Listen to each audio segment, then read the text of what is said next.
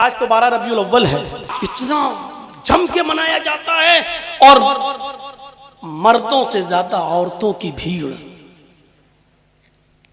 और राजधानी है, कैपिटल है लखनऊ, पर्दा नाम की कोई चीज नहीं। मेरे भाइयों,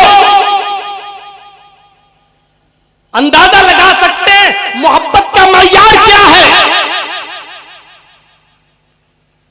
एक सहाबी रसूल है, उनकी बीवी है, बच्चा उनकी बीवी के पेट में है। और सुनिए, कहते हैं अबू दाऊद की हदीस, अबू दाऊद की रिवायत, लीबनान, अल्लाह के रसूल, मेरी बीवी, उससे मेरे 2 बच्चे थे, मिसलुल्लुलुऐन, बिल्कुल मोतियों की तरह जगमगाते हुए बड़े खूबसूरत।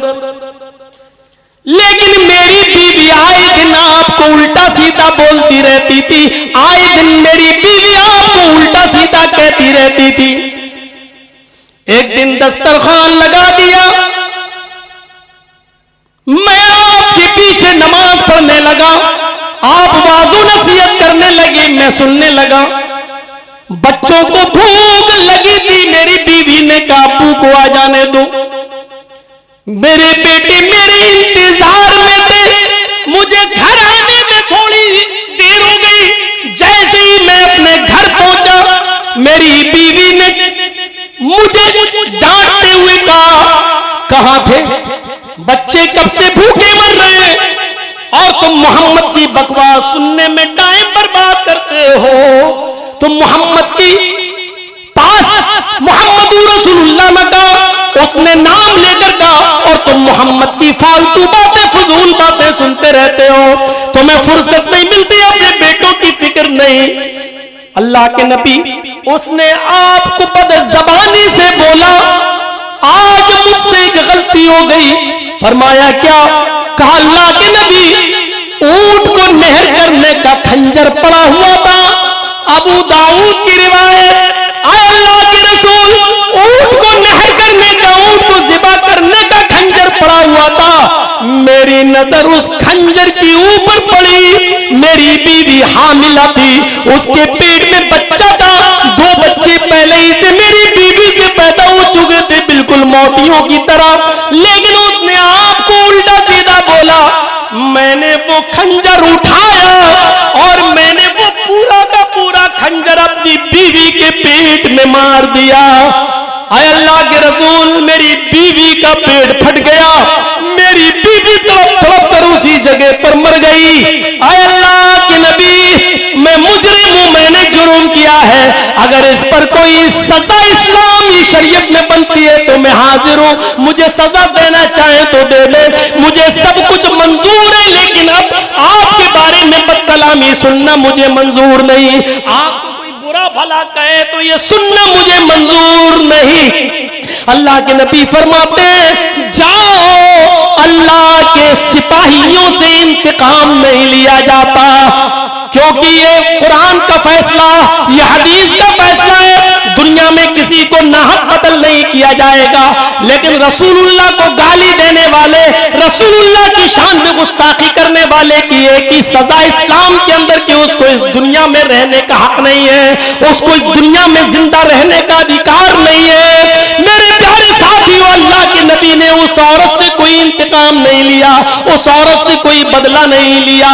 आप देख रहे हैं, बाप से ज्यादा मोहब्बत, औलाद से ज्यादा मोहब्बत, बीवी से ज्यादा मोहब्बत अल्लाह के रसूल से हो रही है। इसी को कुरान ने कहा है, कुल इन काना आबाउकुम व अबनाउकुम व इख्वानुकुम व अज़वाजुकुम व अशीरतुकुम। अपने आबाओ अजदाद से ज्यादा, अपने बेटों से ज्यादा, अपने भाइयों से ज्यादा, अपनी बीवियों से ज्यादा, अपने खानदान से ज्यादा, अपने मालो दौलत से ज्यादा, अपनी तिजारत से ज्यादा, अपनी बिल्डिंग और महलों से ज्यादा अल्लाह और उसके रसूल से मोहब्बत करो। गारे सौर का मंजर याद है, 50 मरतबा अपनी मस्जिद के मिंबर पर खड़े होकर अपने खतीबों से सुना होगा आपने। हुक्म, यहां काफिरों ने प्लान बना लिया, और हर कबीले के सरदार ने यह प्लान बनाया कि आज मोहम्मद रसूलुल्लाह के घर में घुसकर हम सब लोग नबी अकरम पर हमला करेंगे, ताकि खून का इल्जाम किसी एक कबीले पर ना आए बल्कि सब पर आए, और ये कुरैश, ये बनु हाशिम के लोग फिर सब लोगों से बदला नहीं ले सकेंगे, सारे कबीलों वालों से जंग नहीं लड़ सकते।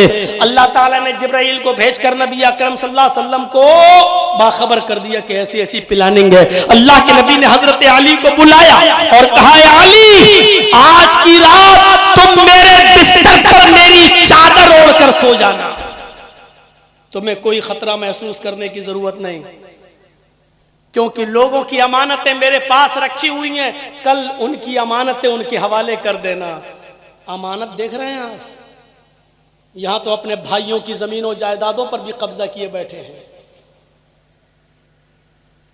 अल्लाह के रसूल को अमानतों की इतनी फिक्र थी कि काफिरों ने मारने का प्लान बना लिया, लेकिन आपको फिक्र थी कि अगर मैं चला गया तो लोगों की अमानतें मेरे पास रह गईं, लोग हमको क्या कहेंगे कि मोहम्मद तो गया और मेरा माल भी लूट के ले गया, मेरा माल भी मार के ले गया, नऊज़ बिल्लाह मिन ज़ालिक, ये काफिर कहेंगे। आपने कहा, अली फला फला की ये अमानत है, उनके हवाले कर देना और तुम मुझे फला जगह पर मिलना, तुम भी मदीना लौट कर मेरे पास चले आना।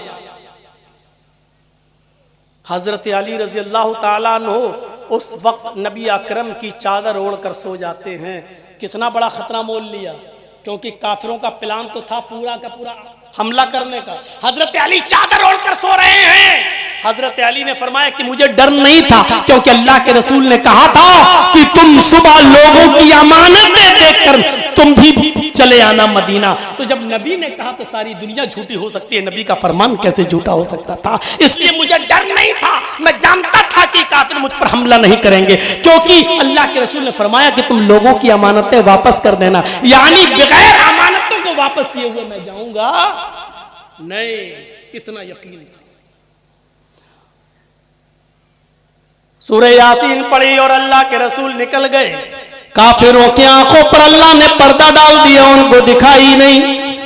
अल्लाह के नबी और अबू बकर सिद्दीक जब गए, आगे बढ़ते गए, जिन लोगों ने हज किया होगा, उम्रा किया होगा, उनको मालूम होगा कि मक्का से चंद मील के फासले पर गारे सौर है।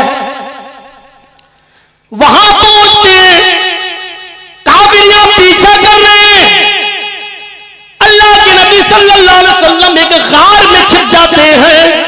हजरत अबू बकर सिद्दीक कहते हैं, रुक जाइए, पहले इस गार के अंदर मुझे जाने दीजिए, देख लेता हूं कि इस गार के अंदर कोई मौजी, कोई खतरनाक चीज तो नहीं है। हजरत अबू बकर सिद्दीक उस गार में छिप जाते हैं, उस गार के अंदर घुसते हैं, छोटे छोटे सुराखों को देखते हैं, एक चादर थी उनके पास, उसको फाड़ देते हैं और उसके टुकड़े करके उन सुराखों को बंद कर देते हैं और कहते हैं, अल्लाह के नबी अब आप अंदर आ जाइए। अल्लाह के नबी उस गार के अंदर दाखिल होते हैं। फरमाया, अबू बकर सिद्दीक बैठ गए, अल्लाह के नबी आप अपना सर मेरी रान के ऊपर रख लीजिए। अल्लाह के नबी ने अपना सर रान के ऊपर रखा अबू बकर सिद्दीक के और सो गए। जब सोए तो अबू बकर सिद्दीक की आंखें, नजरें गार की दीवार पर पड़ी कि दो छोटे छोटे सुराख अभी नजर आ रहे हैं। तो उन्होंने सोचा कपड़ा तो खत्म हो गया है, अपने पैर के दोनों अंगूठे उन दोनों सुराखों पर लगा दिए। ऐसे करके उन दोनों सुराखों पर अपने अंगूठे लगा दिए। नबी अकरम की रान का सर अबू बकर की रान पर है। एक मौजी जहरीला जानवर निकलता है और हजरत अबू बकर सिद्दीक के अंगूठे में काटता है। अबू बकर सिद्दीक को उस जहरीले जानवर के काटने की तकलीफ तो हो रही है, लेकिन अपना पैर नहीं हिलाते, अपना अंगूठा नहीं हिला रहे, अपने पैरों को जुम्बिश नहीं दे रहे हैं। अगर मैंने पैरों को जुम्बिश दी, अगर मैंने पैरों को हरकत दी तो पैर हिल जाएंगे, और अगर पैर हिल गए तो जनाब मोहम्मद रसूलुल्लाह सल्लल्लाहु अलैहि वसल्लम की आंख खुल जाएगी, आपकी नींद में डिस्टर्ब हो जाएगा। गौर करो, रसूल की जात से भी मोहब्बत, और ऐसी मोहब्बत कि पैर में जहरीला जानवर काट रहा है लेकिन पैर नहीं हिला रहे। अगर पैरों को जुम्बिश दे दी तो पैरों में हरकत होगी, और पैरों में हरकत हुई तो नबी की आंख खुल जाएगी। लेकिन तकलीफ और दर्द की वजह से आंखों से आंसू आ गया, और आंसू गिर गया, टपक गया, और वो आंसू का कतरा मोहम्मदुर रसूलुल्लाह के नर्मो नाजुक गाल पर गिरता है। आंसू की गर्मी ने मोहम्मदुर रसूलुल्लाह को बेदार कर दिया। आपकी आंख खुल गई, और जैसे ही नबी अकरम की आंख खुली, नबी अकरम ने कहा, अबू बकर क्या हो गया तुम्हें? अब जाग ही गए तो अब क्या छिपाऊं? फरमाया किसी जानवर ने काट लिया। आपने कहा ये तो जहरीला जानवर है। कहा कोई बात नहीं, घबराओ नहीं। अपना लुआब दहन, अपने मुंह का थूक लुआब लिया, और हजरत अबू बकर सिद्दीक के अंगूठे पर जहां जहरीले सांप ने या बिच्छू ने काटा था वहीं पर लगा दिया। हजरत अबू बकर फरमाते हैं, जिस वक्त लगाया उसी वक्त मुझे ऐसी ठंडक महसूस हुई कि फिर लगता था कि दर्द का कोई असर ही नहीं है। क्यों ना लोग समझ ही नहीं पाए, मोहम्मदुर रसूलुल्लाह अकेले नहीं चलते हैं। जब ये चाहते हैं तो रब की रहमतें भी इनके साथ चलती हैं, बरकतें भी इनके साथ चलती हैं। रहमतों और बरकतों का यही तो मतलब होता है। और अल्लाह ने नमाज जब फर्ज की तो कहा था कि हम यही रहमतें और बरकतें तो आपको दे रहे हैं। अस्सलामु अलैका अय्युहन नबी व रहमतुल्लाहि व बरकातुहू। नबी जब चलता है तो रब की रहमत भी उसके साथ चलती है, बरकत भी उसके साथ चलती है। तो मेरे भाइयों, ऐसा कैसे हो सकता है कि लुआब दहन लगाएं और अबू बकर सिद्दीक ठीक ना हो? मैं ये वाकया बयान करके सिर्फ इतना बताना चाहता हूं, ये मोहब्बत का कौन सा मयार था, ये मोहब्बत की कौन सी कसौटी थी कि पैर में बिच्छू काट रहा है लेकिन पैर नहीं हिला रहे हैं कि नबी की आंख खुल जाएगी। ये मोहब्बत का कौन सा मयार था?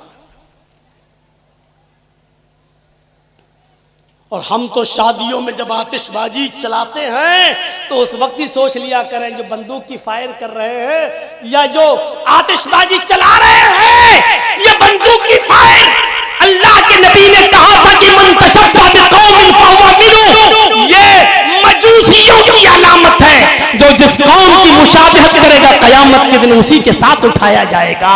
मेरे भाइयों, तसव्वुर करो, हम निकाह जैसे सुन्नत जैसे अजीम काम के लिए जा रहे हैं, लेकिन उस सुन्नत जैसे अजीम काम में भी हम मजूसियत हमारे यहाँ दाखिल हो जाती है। हिंदुवाना रस्म 250-300 बारातियों की फौज, बल्कि चोरों लुटेरों की फौज तैयार हो जाती है, गासिबों और डाकुओं की फौज तैयार हो जाती है। मेरे प्यारे साथियों, हम ये भी नहीं सोचते हैं कि लड़की वाला कितना गरीब है, उसने कहीं बैंक से लोन तो नहीं लिया है अपनी बेटी के हाथ पीले करने के लिए। इस बेचारे ने कहीं हमारी मनमानी बात को तस्लीम तो नहीं किया है। लड़की वाला किसी को कहते कि भाई 20 आदमी ले आना, ठीक है ले जाओ। लड़की वाला कहते 50 आदमी ले आना, चलो ठीक है ले आओ। लेकिन लड़की वाले से ये कहना, नहीं साहब 50 में हमारा नहीं बनेगा, 150 आदमी आएंगे, ये भीख। ये लड़की वालों के घर पर इस तरीके की सिफारिश करने वालों, सुन लो, तुम उस खाने को खाने जाते हो, उसने थूका और तुमने चाटा। उसकी दिक्कत यह है कि बेचारा 50 को खिला सकता है और तुम 150 खिलवा रहे हो।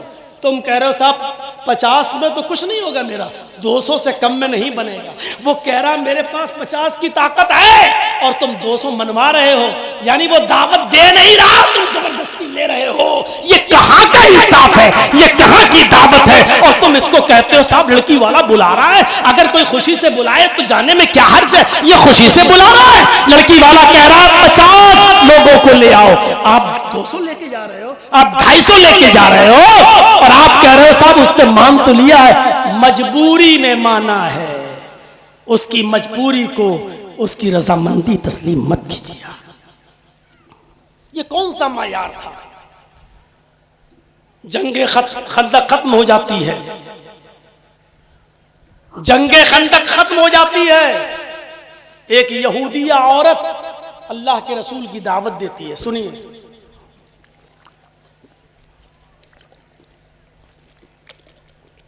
एक यहूदिया औरत अल्लाह के रसूल की दावत करती है, अल्लाह के रसूल ने दावत को कबूल कर लिया। यहूदिया के यहां आपने अपने साथी हजरत बशीर को लिया और कहा चलो, 2 लोगों की दावत उसने दी, हम लोग चलते हैं। आप सहाबी रसूल हजरत बशीर के साथ उस यहूदिया औरत के घर तशरीफ ले गए। उसने खाने में जहर मिला दिया। सुना है ना वाकया? मैं मोहब्बत का मायार पूछना चाहता हूं, ऐसी मोहब्बत भी आपने देखी? उसने खाने में जहर मिला दिया। अल्लाह के रसूल ने कहा खाओ। हजरत बशीर से आपने भी रोटी का लुकमा तोड़ा, आपने भी सालन में डुबोया, हजरत बशीर ने भी डुबोया। हजरत अल्लाह के रसूल ने मुंह में रखा, हजरत बशीर ने भी मुंह में रखा। हजरत बशीर ने लुकमा चबाया और खा गए।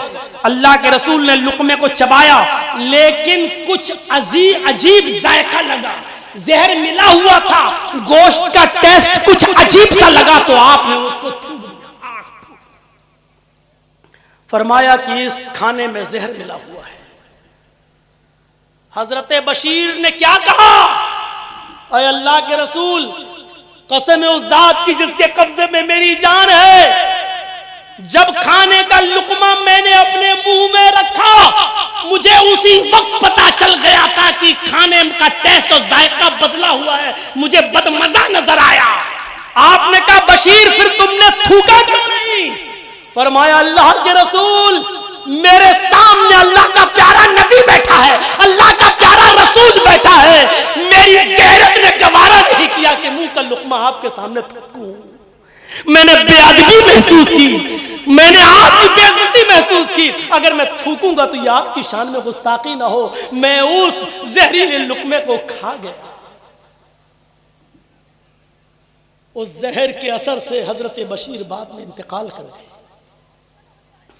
अल्लाह के रसूल ने अपना किसास तो माफ कर दिया। अय यहूदिया, तूने मुझे जहर दिया, मैंने तुझे माफ कर दिया, लेकिन हजरत बशीर जो तेरे दिए हुए जहर से इंतकाल कर गए, उनका किसास लिया जाएगा। मजमे आम में उस यहूदिया औरत को लाया गया और उसको कत्ल कर दिया गया। हजरत बशीर का किसास लिया गया, क्योंकि इस्लाम में कत्ल का बदला कत्ल है, उसका किसास लिया गया। मैं इस वाक़े को सामने रखकर मेरे भाइयों सिर्फ इतना बताना चाहता हूं आपसे कि ये कौन सा मायार था मोहब्बत का, कि जायका पता चल गया, मजा पता चल गया कि इस खाने में अच्छी चीज नहीं है, बदमजा है, नुकसान पहुंचाएगा ये खाना, लेकिन इसके बावजूद चबा रहे हैं और खा रहे हैं। ये थूक इसलिए नहीं रहे कि मोहम्मद रसूलुल्लाह की बेअदबी हो जाएगी। ये मोहब्बत का कौन सा मायार था?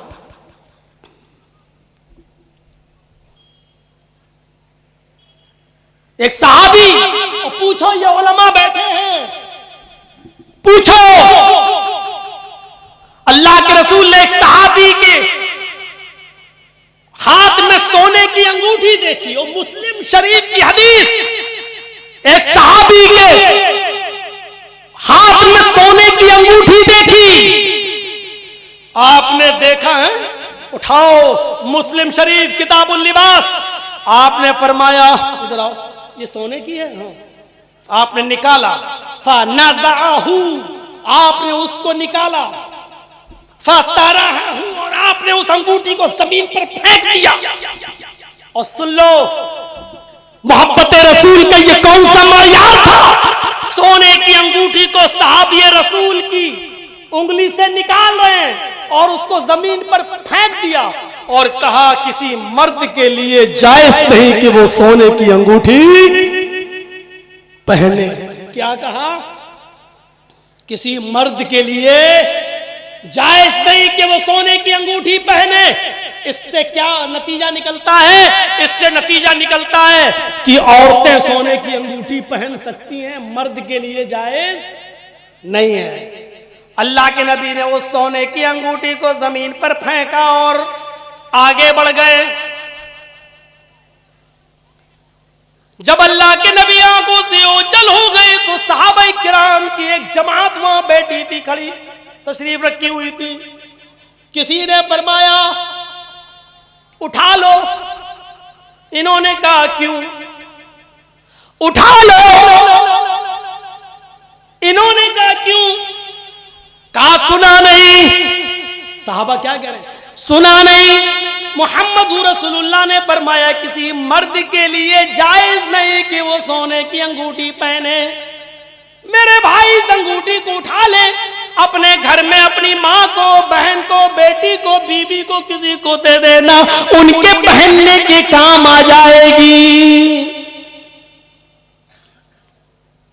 आए हमारे जमाऊ वालों, कंडौज वालों, काफू अकनाफ से मुख्तलिफ अजलास से तशरीफ लाने वालों, सुबह फजर की नमाज के बाद ये तकरीर मुख्तलिफ यूट्यूब चैनलों पर आ जाएगी और पूरी दुनिया इसको सुन लेगी। जो तकरीर आपके घमाए चौमाऊ में हो रही है, सुबह 10 बजे तक ये पूरी दुनिया में गूंजने लगेगी, फैलने लगेगी। आजकल सोशल मीडिया इतनी आगे बढ़ चुकी है, इतनी तरक्की कर चुकी है। हाँ सुनो मेरे भाइयों, ये आवाज मेरी वो लोग भी सुनेंगे जो यहाँ मौजूद नहीं। जब वो सुनेंगे तो उनको भी इस बात का एहसास होना चाहिए ये मोहब्बत रसूल का कौन सा मयार था, ये कौन सी कसौटी थी। साहबा कह रहे कि इस अंगूठी को उठा लो, अपने घर की माँ, बहन, बेटी, बीवी को दे देना, वो पहन लेंगी, क्योंकि नबी ने मर्दों के लिए हराम करार दिया है, औरतों के लिए नहीं। लेकिन जिस सहाबी के उंगली से सोने की अंगूठी निकाल कर फेंकी थी, उस सहाबी का जवाब ये था, मैं कैसे इस अंगूठी को उठा लूं जो जमीन पर पड़ी हुई है, क्योंकि मेरे नबी ने, मोहम्मद रसूलुल्लाह ने सोने की अंगूठी को मेरी उंगली से निकालकर मेरी पॉकेट में नहीं डाला, मेरे हाथ में देकर ये नहीं कहा जाओ अपने घर में मां, बहन, बेटी को पहना देना, बल्कि मेरे नबी ने इस अंगूठी पर नफरत की नजर डाली है और मेरी उंगली से निकालकर जमीन पर फेंक दी है। मेरे नबी ने जिस नफरत भरी नजर से इस अंगूठी को देख लिया है, मैं उस अंगूठी को जमीन से उठाकर अपनी मां को, अपनी बहन को, अपनी बेटी को और अपनी बीवी को पहनाना भी गवारा नहीं करूंगा। मेरे नबी ने उस अंगूठी पर नफरत की नजर डाली है, मैं उस अंगूठी को भी न उठाना गवारा नहीं करूंगा। जबकि अल्फाज ये थे कि किसी मर्द के लिए जायज नहीं, लेकिन वो साहबी ने क्या कहा, मेरे हाथ में कहां दी, वो तो जमीन पर फेंक दी, और जिस अंगूठी को मेरे नबी ने जमीन पर फेंका हो, मैं उसको उठाकर अपने घर की किसी औरत, किसी लेडी को, किसी खातून को पहनाना भी गवारा नहीं करता। ये मोहब्बत रसूल का कौन सा मयार था, कहां है? कुछ तो सोचें हम, कुछ तो अंदाजा लगाएं हम। उम्मे हबीबा नबी की बीवी थी, और कौन थी? नबी की बीवी। और सुनो बुखारी शरीफ की हदीस है, नबी की बीवी, और इनके बाप का नाम क्या था? अबू सुफियान। बाद में इस्लाम लाए, पहले इस्लाम नहीं लाए थे, पहले कट्टर दुश्मन थे। ये वही अबू सुफियान थे जो 100 ऊंटों के लालच में नबी की गर्दन उड़ाने के लिए भी गए थे। सुराका इब्ने जाशम भी 100 ऊंटों के लालच में नबी अकरम की गर्दन को काटने के लिए गया था, उड़ाने के लिए गया था। अबू सुफियान भी नबी का बहुत बड़ा दुश्मन था, लेकिन बाद में इस्लाम लाया। लेकिन जब तक वो काफिर था, उम्मे हबीबा पहले इस्लाम ला चुकी थी और वो नबी की बीवी थी। एक बार उम्मे हबीबा नबी की बीवी से, उनके बाप अबू सुफियान जो हालत कुफ्र में थे, वो मिलने के लिए जाते कि मैं अपनी बेटी के घर जाऊं। उन्होंने दरवाजे को दस्तक दी। बुखारी की रिवायत सुनिए मेरे साथियों, उन्होंने दस्तक दी, दरवाजा खटखटाया, और जैसे ही उम्मे हबीबा ने दरवाजा खोला, क्या देखती है कि सामने मेरा बाप खड़ा है, काफिर बाप है, मुशरिक बाप है। फरमाया अबू अंदर आ जाइए। अबू सुफियान अंदर जाते हैं, जैसे ही बिछे हुए बिस्तर को देखता अबू सुफियान उसके ऊपर बैठना चाहता है। उम्मे हबीबा कहती है मेरे अब्बू रुक जाइए। रुक जाइए, उन्होंने बिस्तर को लपेट दिया, उस बिस्तर को उन्होंने लपेट दिया और सादा चटाई पिछी रहने दी। फरमाया, आए अब्बू जान इस चटाई पर बैठ जाइए। अबू सुफियान ने बड़े ताज्जुब से पूछा, ओ मेरी बेटी, ओ मेरी बेटी, आए उम्मे हबीबा, आए नबी की बीबी, मेरी लगती जिगर, मेरी बेटी तूने बिस्तर को क्यों लपेट दिया? लोग तो मेहमान के आने पर बिस्तर बिछाते, तूने बिस्तर को लपेट दिया। मेरी बेटी, मैं तेरा बाप हूं, तूने तो इस बिस्तरी को लपेट दिया। ये बिस्तर गंदा था, ये बिस्तर नापाक था, ये बिस्तर क्या था जो तूने इसको लपेट दिया है? क्या मैं इस बिस्तर पर बैठने के लायक नहीं था? बेटी ने जवाब दिया, सुनिए बुखारी की रिवायत, बेटी ने जवाब दिया, अब्बू जान ये बिस्तर नापाक नहीं है, ये बिस्तर बहुत पाक है। ये बिस्तर इतना पाक है कि इस बिस्तर पर आमिना का लाल तशरीफ रखता है, इस बिस्तर पर फातिमा का बाप बैठता है, इस बिस्तर पर आयशा का शौहर सोता है, इस बिस्तर पर सौदा और ज़ैनब बिन्त जहश का शौहर सोता है, इस बिस्तर पर उम्मे हबीबा का शौहर सोता है। उम्मे हबीबा यानी आपकी बेटी का शौहर, हस्बैंड इस बिस्तर पे सोता है। आए अब्बू जान, मैंने इस बिस्तर को इसलिए लपेट दिया, इस पाक बिस्तर पर मेरा नापाक बाप कैसे बैठ सकता है? मेरा नजीस और मुशरिक बाप कैसे बैठ सकता है? ये बिस्तर आपके बैठने के लायक नहीं था, क्योंकि इस बिस्तर पर अल्लाह का प्यारा हबीब आराम फरमाता है, यानी जनाबी मोहम्मद रसूलुल्लाह। एक बेटी का अपने मुशरिक बाप को ये जवाब, मेरे भाइयों, मोहब्बत रसूल का ये कौन सा मयार था? मोहब्बत रसूल का ये कौन सा पैमाना था?